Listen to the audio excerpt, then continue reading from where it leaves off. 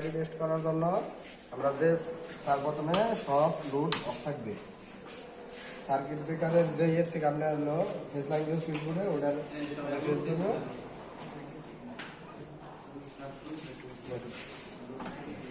আরেকটা আমরা সুইচ বোর্ডের যেখানে আমরা ফেসের দিছি লাইন দিছি ওইখানে ধরবো।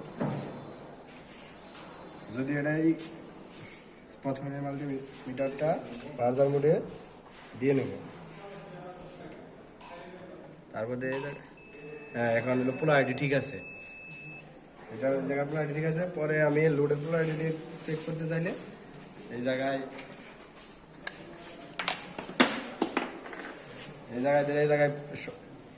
ধরি, প্রথমে সুইচ অন করতে হবে। পোলারিটি ঠিক আছে, পোলারিটি ঠিক আছে।